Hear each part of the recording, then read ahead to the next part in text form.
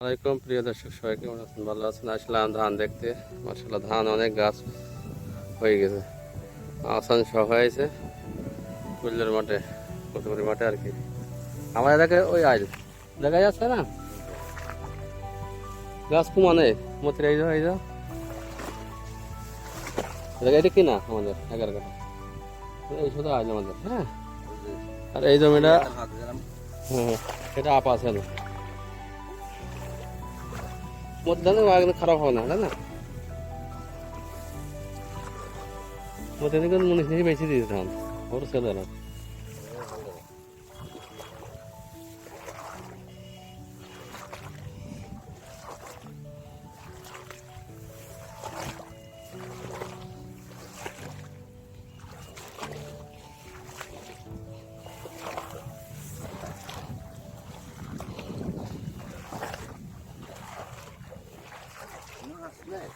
মাছ তো আছে,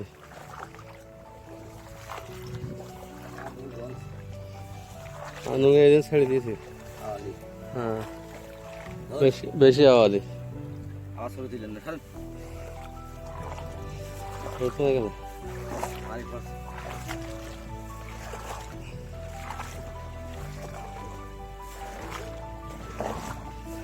মতির ধান একটু কম আদা না, আমাদের গাছ নেই। মতির ধান ভালো হয়ে যাবে,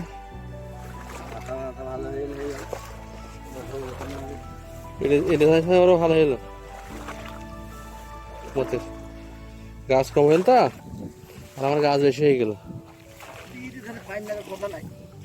কোনো ধানে পাইন লাগে না কেন, কম নাকি এইভাবে হয়ে গেলে পুকুর কাটলে কতক্ষণ থেকে না 3 বিঘে।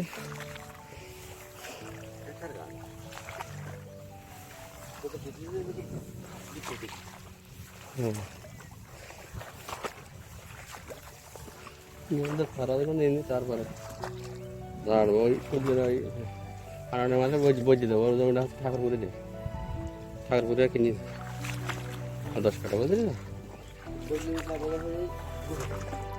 কুকুর ভালো না,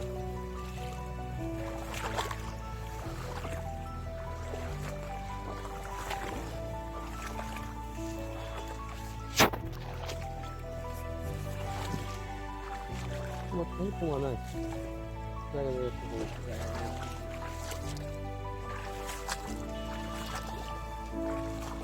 বেরিয়ে দিতাম না, থাক। হ্যাঁ, তা বেরিয়ে দেবো, করে মারবো, বেরিয়ে যায় তাই না? আমরা কি ঘাস কাটে নাকি?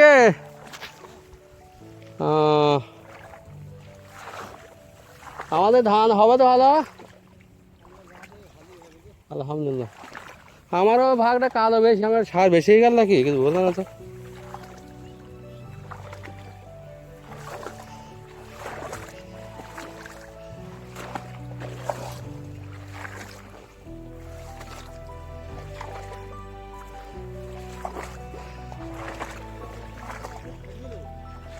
খাবে খাবে,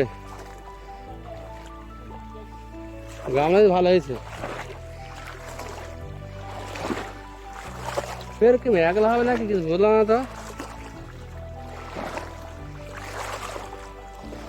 পানি 7 ভরপুর পানি,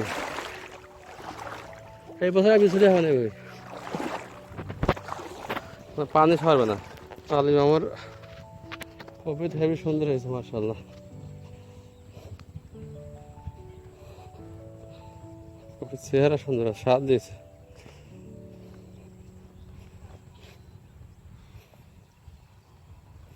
একসাথে কপি লাগানো মতির আর এই কপির বীজ এক বীজ, একদিন এইগুলো কপি চারা মতে।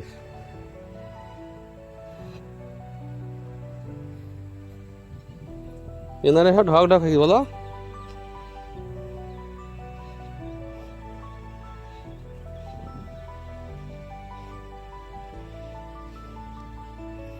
কপি চারা নষ্টই হয়নি।